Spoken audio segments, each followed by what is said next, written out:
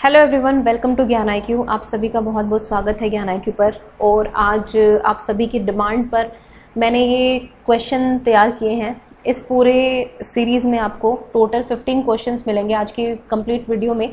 और सारे जो क्वेश्चंस होंगे वो आपके लोकल गवर्नमेंट से रिलेटेड होंगे, यानी कि लोकल गवर्नमेंट के ऊपर जो क्वेश्चंस आपके बन सकते हैं अगर हम PRT एग्जाम्स के पॉइंट ऑफ व्यू से देखें तो वो क्वेश्चंस मैंने इसमें कवर किए हैं, जिसमें पंचायती राज आपका लोकल गवर्नमेंट इसके अंदर आ जाएगी, यानी कि स्थानीय स्वशासन के ऊपर ये 15 के 15 क्वेश्चंस होंगे। और आप सभी अटेम्प्ट करें। अगर आपने थियोरी क्लासेस की वीडियोज देखी है मेरी EVS की, तो आप इनको आप अच्छे से अटेम्प्ट कर पाएंगे। और अगर कोई एक आधी चीज मिस भी हुई होगी तो इन क्वेश्चंस के थ्रू आपकी कंप्लीट हो जाएगी। तो आपको थ्योरी क्लासेस के साथ साथ ये क्वेश्चन सीरीज भी करना इंपॉर्टेंट है। तो आई होप कि आप लोग थोड़े से प्रिपेयर होंगे। आपने थ्योरी क्लासेस देखी होंगी जो मैंने यूट्यूब पे प्रोवाइड की गई हैं, तो वो आप देख सकते हैं। और जिन बच्चों को नहीं पता है, जो नए जुड़े हैं, उनको बता दूं कि आप जो है प्लेलिस्ट में जाकर, अगर आप चैनल की प्लेलिस्ट में जाएंगे तो वहां पर आपको EVS special, KVS PRT EVS special videos मिलेंगी।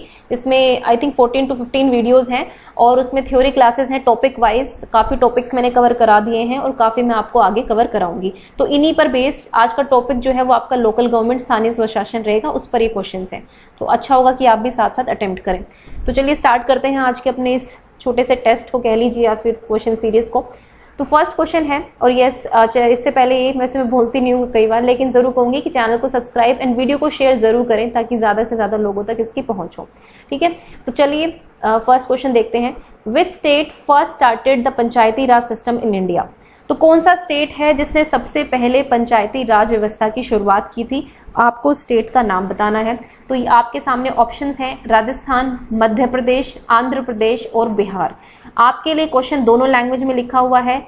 If you are comfortable in English, then you can read the question in English language, and if you are not comfortable in English, you are comfortable in Hindi language, then you can also read out the question in Hindi language. ठीक है, so the question is available in both the languages. So चलिए answer कीजिए इसका। अगर आपको आता है तो कीजिए, वरना मैं आपको बताऊंगी। तो देखिए यहाँ पर जो करेक्ट ऑप्शन होगा वो होगा ऑप्शन नंबर A, राजस्थान। तो राजस्थान पहला राज्य था जहां पर पंचायती राज व्यवस्था की शुरुआत की गई थी। ये बेसिकली राजस्थान के नागौर जिले में, ठीक है, अगर आप लोग कोई राजस्थान से हैं तो आपको पता होगा, मैंने खुद इसका फर्स्ट टाइम नाम सुना था जब मैंने इसको पढ़ा था। तो राजस्थान का एक नागौर जिला है, वहां पर जो उस टाइम पे 2 अक्टूबर यानी कि 2 अक्टूबर 1959 में जो है इसका उद्घाटन किया गया था। और इसका उद्घाटन जो है वहाँ उस टाइम के जो हमारे PM थे, यानी कि प्राइम मिनिस्टर थे, पंडित जवाहरलाल नेहरू जी, उनके द्वारा किया गया था। तो राजस्थान देश का पहला राज्य था जहां पर पंचायती राज की स्थापना हुई थी। और इसके बाद जो है इसी योजना को, पंचायती राज योजना को, आंध्र प्रदेश में लागू किया। अगर नंबर 1 पूछे तो राजस्थान आएगा और नंबर 2 पूछे तो आपका आएगा आंध्र प्रदेश। ईयर आंध्र प्रदेश का भी 1959 था और 1959 ही ईयर था राजस्थान का। ठीक है, तो आई होप कि आपको क्वेश्चन जो है वो क्लियर हो गया होगा। चलते हैं अगले क्वेश्चन पर। सो अगला क्वेश्चन है, which of the following system is established on the basis of direct election? तो इनमें से कौन सा सिस्टम जो है वो डायरेक्ट इलेक्शन के ऊपर, यानी कि प्रत्यक्ष चुनाव प्रणाली के ऊपर आधारित है? देखिए डायरेक्ट और इनडायरेक्ट इलेक्शन में क्या डिफरेंस होता है।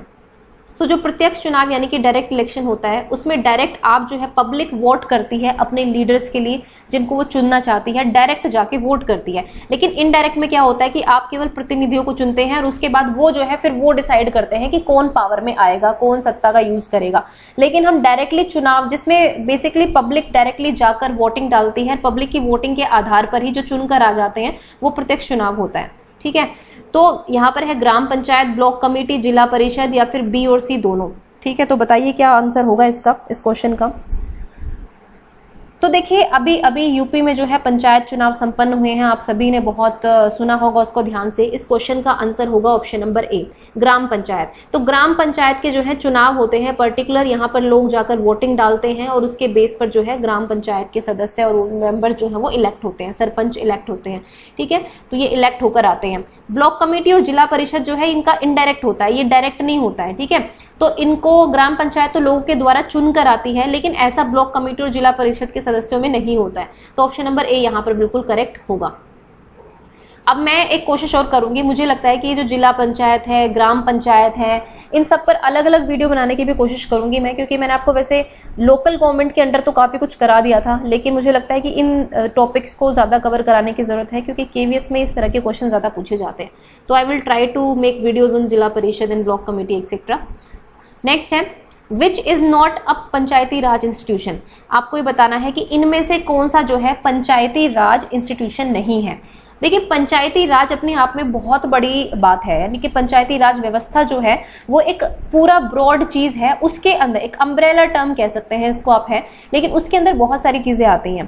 तो आपको ये बताना है कि पंचायती राज इंस्टीट्यूशन के अंदर इनमें से कौन सी नहीं आती है। पहला ऑप्शन है ग्राम सभा, ग्राम पंचायत, ग्राम कोऑपरेटिव सोसाइटी यानी कि ग्राम सहकारी समिति, और चौथा ऑप्शन है यहाँ पर न्याय पंचायत। तो चलिए बताइए इसका करेक्ट ऑप्शन क्या होगा। आई होप कि आपने आंसर कर दिया होगा। देखिए, यहाँ पर जो करेक्ट ऑप्शन होगा वो होगा आपका ग्राम कोऑपरेटिव सोसाइटी यानी कि ग्राम सहकारी समिति, इसका करेक्ट ऑप्शन होगा। ये जो है पंचायती राज इंस्टीट्यूशन नहीं होता है, लेकिन ग्राम सभा, ग्राम पंचायत और न्याय पंचायत जो है पंचायती राज इंस्टीट्यूशन है। न्याय पंचायत बेसिकली जो विलेज में डिस्प्यूट होते हैं, यानी कि गांव में जो लड़ाइयाँ कुछ भी होती है तो उसमें न्याय पंचायत होती है, वो फैसला करती है। ग्राम पंचायत के अंडर आती है ग्राम सभा। तो इस तरह से आप देख सकते हैं कि ग्राम सभा, ग्राम पंचायत और न्याय पंचायत तीनों ही पंचायती राज इंस्टीट्यूशंस हैं। तो ऑप्शन नंबर सी यहाँ पे करेक्ट होगा। नेक्स्ट है what is an important reason for revival of Panchayati Raj system in India. इनमें से क्या कारण था कि पंचायती राज सिस्टम को जो है एक तरह से पुनर्जीवित करने की कोशिश की गई, उसको पुनर्जीवन दिया गया, ऐसा क्या रीजन था। तो पहला ऑप्शन है कि ये बहुत ही इकोनॉमिकल और एडवांटेजेस है, यानी कि बहुत ही किफायती और लाभप्रद है, इसीलिए इसको लेकर आया गया। यह प्राचीन काल से हमारे लिए नीचे आया है, मतलब एंशिएंट टाइम से चलता हुआ आ रहा है, इसीलिए हम इसको दोबारा लेकर आए हैं। It helps participation of democratic bodies at the grass root level, या फिर यह जमीनी स्तर पर लोकतांत्रिक निकाय जो होते हैं उनकी भागीदारी को सुनिश्चित करता है, मदद करता है उसमें। या फिर ये एफिशिएंसी लाता है विलेज एडमिनिस्ट्रेशन में, यानी कि ग्राम प्रशासन में थोड़ी दक्षता लाता है, ये है। तो बताइए, अपने दिमाग का यूज कीजिए, ये क्वेश्चन थोड़ा सा आसान है। तो बताइए इसमें क्या आएगा। देखिए, इसका जो करेक्ट ऑप्शन होगा वो होगा आपका ऑप्शन नंबर सी। जो पंचायती राज इंस्टीट्यूशन है वो डिसेंट्रलाइजेशन के लिए, यानी कि इसको हम बोलते हैं विकेंद्रीकरण, विकेंद्रीकरण को ही लेकर आया है, यानी कि आप इसको कह सकते हैं डिसेंट्रलाइजेशन।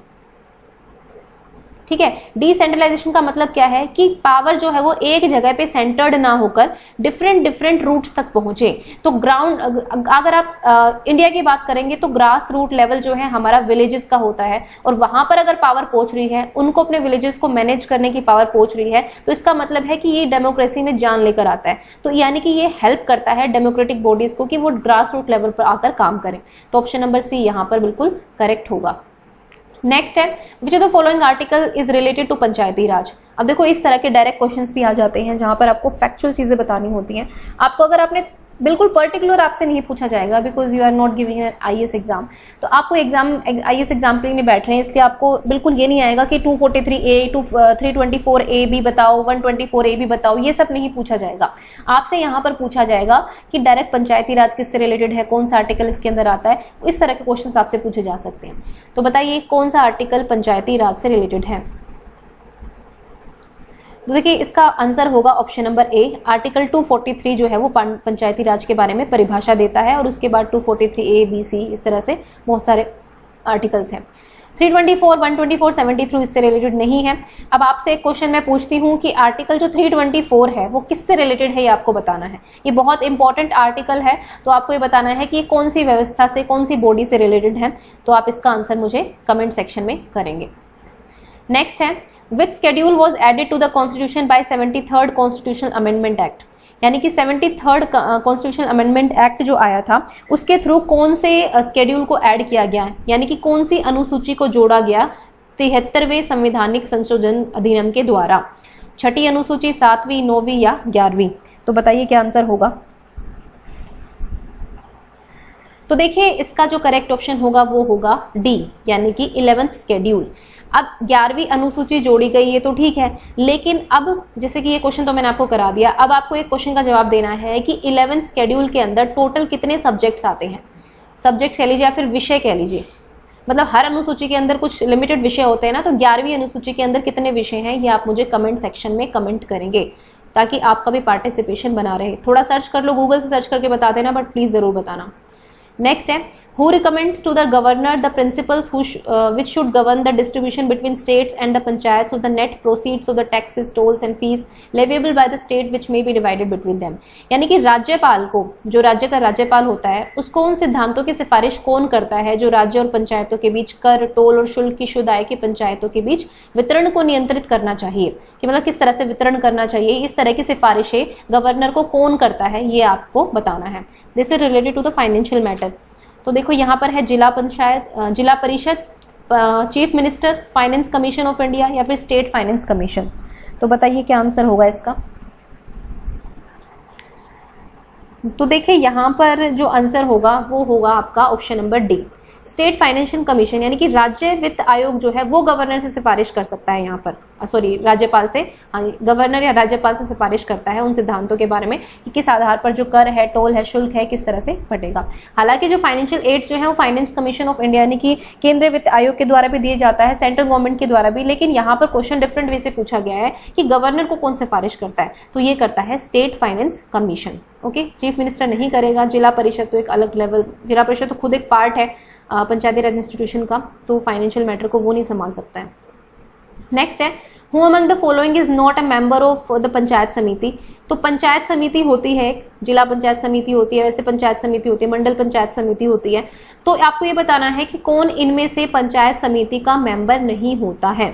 ठीक है, who the following is not, sorry it's a member of, ये थोड़ा सा नोट नहीं आएगा इसके अंदर, ए आएगा। ठीक है, ये मिस टाइपिंग एरर था थोड़ा सा।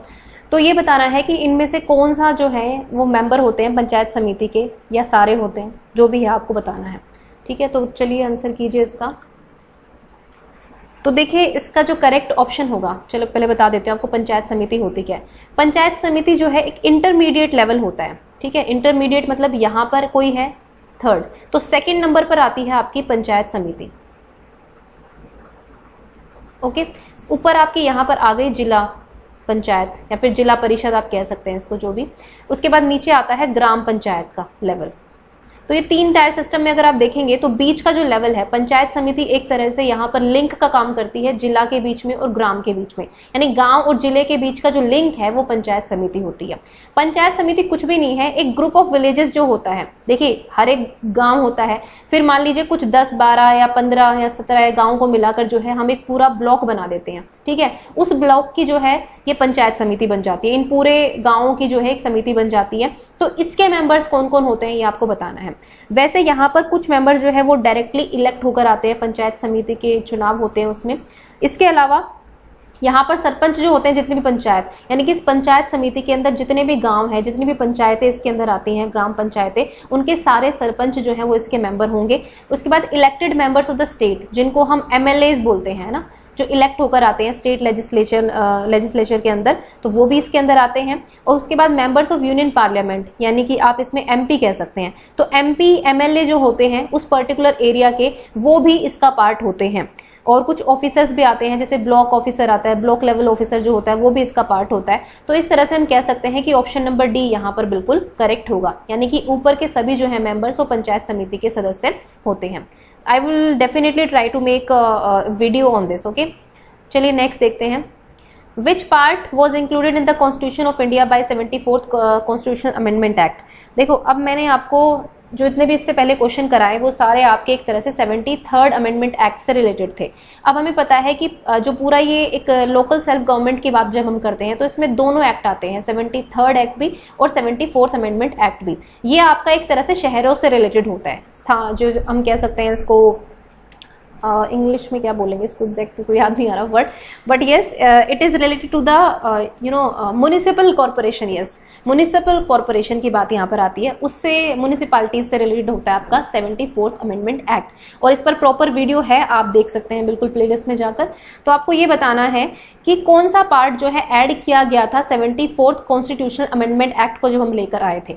ठीक है, तो चलिए बताइए पार्ट 9, पार्ट 9A, 9B या फिर पार्ट 10, ये आपको इसका आंसर देना है। तो आई होप कि आप आंसर कर पाएंगे इसका। अगर आपने वीडियो अच्छे से देखी है मेरी तो आपको आराम से आंसर कर पाएंगे, कोई दिक्कत नहीं होगी इसमें। देखिए यहाँ पर जो ऑप्शन है वो ऑप्शन नंबर बी बिल्कुल करेक्ट होगा। ओके ये मैंने आपको बताया है 74th अमेंडमेंट एक्ट का। अब मैं आपसे अगर पूछूं कि 73rd अमेंडमेंट एक्ट के अकॉर्डिंग किस पार्ट को शामिल किया गया, किस भाग में शामिल किया गया इसको, इसका आंसर जो है आप मुझे कमेंट सेक्शन में देंगे। 73rd एक्ट की बात करें, पंचायती राज की अगर हम बात करें तो, ठीक है। चलिए नेक्स्ट क्वेश्चन पर बढ़ते हैं।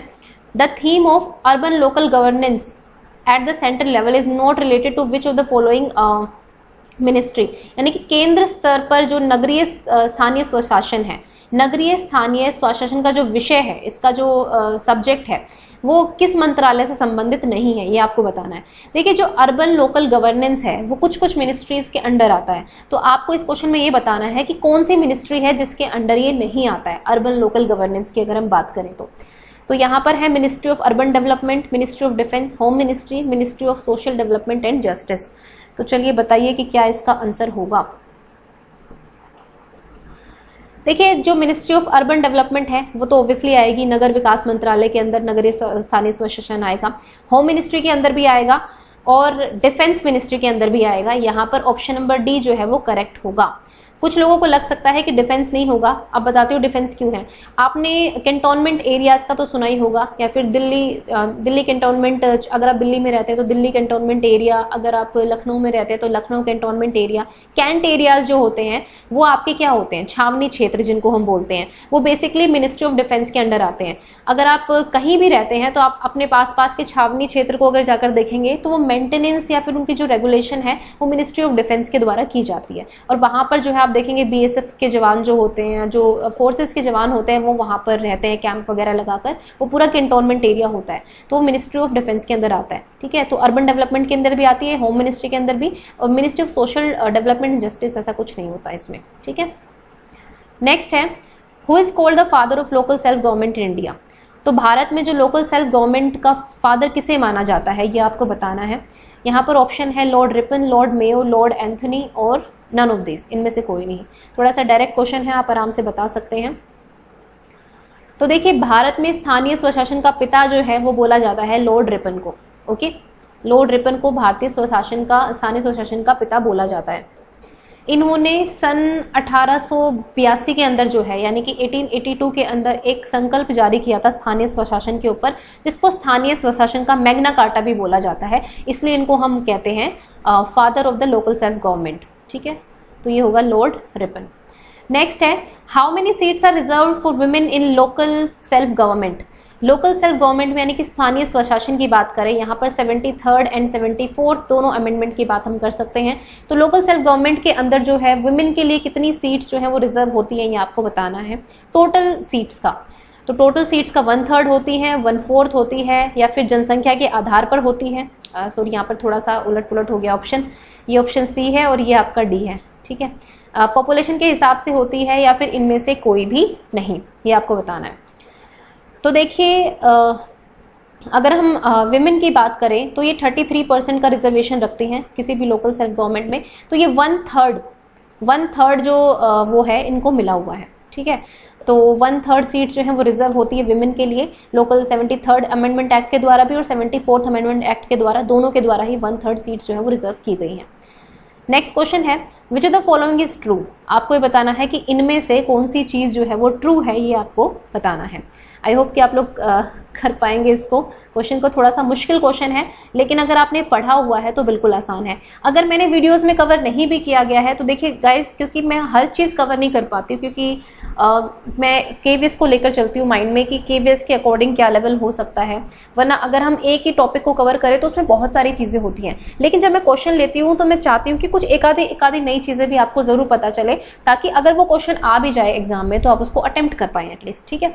तो आपको ये बताना है, स्टेटमेंट बिल्कुल सेम है, क्वेश्चन ये मैंने ही बनाया है, स्टेटमेंट बिल्कुल सेम है, बस आपको ये पहचानना है कि कितना हिस्सा, ठीक है। तो क्वेश्चन ये है कि कौन सी बात सही है इनमें से। जिला योजना समिति होती है, उसके 3/5 भाग सदस्य जिला पंचायत और नगर पालिका के निर्वाचित सदस्य द्वारा स्वयं में से चुने जाएंगे। तो ये ठीक है, 4/5 होता है ये भाग, 2/5 होता है, या इनमें से कोई भी नहीं, ये आपको बताना है। तो देखिए इसका जो करेक्ट ऑप्शन होगा वो होगा ऑप्शन नंबर बी। 4/5 मेंबर्स जो होते हैं डिस्ट्रिक्ट प्लानिंग कमेटी के, वो इलेक्ट किए जाते हैं उनमें से by elected member of the district panchayat and municipality. तो डिस्ट्रिक्ट पंचायत और म्युनिसिपैलिटी के जो इलेक्टेड मेंबर्स होते हैं उनके द्वारा चुने जाते हैं 4/5 members of district planning committee. याद रखना हमेशा 4/5 यानी कि 5 में से 4 मेंबर्स का चुनाव ये लोग करते हैं, इस चीज को आपको याद रखना है। नेक्स्ट क्वेश्चन पर चलते हैं। The 74th constitutional amendment act does not provide for which of the following types of municipalities. तो जो 74th कॉन्स्टिट्यूशनल अमेंडमेंट एक्ट है ये कौन से टाइप की म्युनिसिपैलिटी को जो है का उपबंध नहीं करता, किस प्रकार की नगर पालिका का उपबंध नहीं करता है, ये आपको बताना है। इसमें है म्युनिसिपल काउंसिल, म्युनिसिपल कॉर्पोरेशन, नगर पंचायत या फिर आपका सिटी कम्युनिटी या फिर नगर समिति इसको कह सकते हैं आप, यानी कि म्युनिसिपल कमेटी कह सकते हैं, ठीक है, नगर समिति। तो म्युनिसिपल काउंसिल, म्युनिसिपल कॉर्पोरेशन, नगर पंचायत या फिर सिटी कमेटी। तो चलिए बताइए एक पर्टिकुलर टर्मिनोलॉजी है जो 74th अमेंडमेंट यूज नहीं करता है, उसका उपबंध नहीं करता है।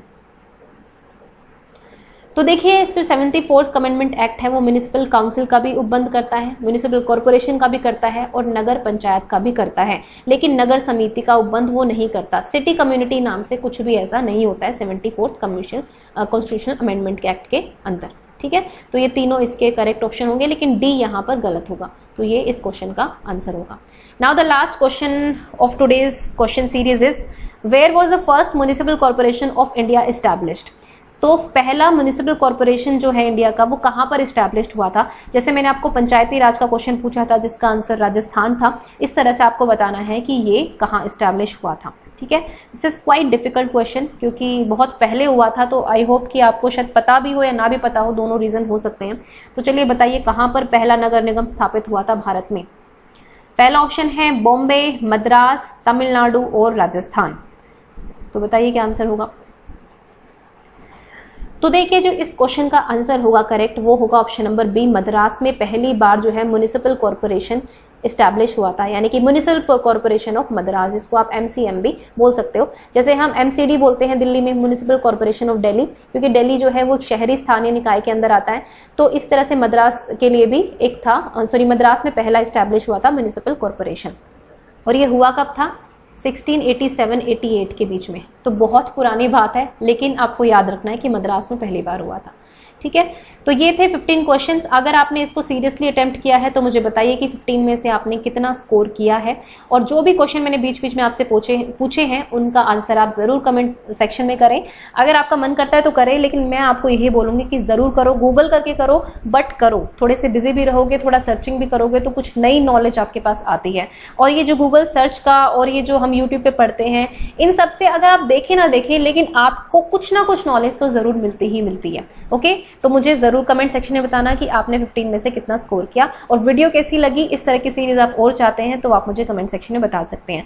थैंक यू फॉर वॉचिंग ज्ञान IQ and please do subscribe the channel and share the video also. Thank you.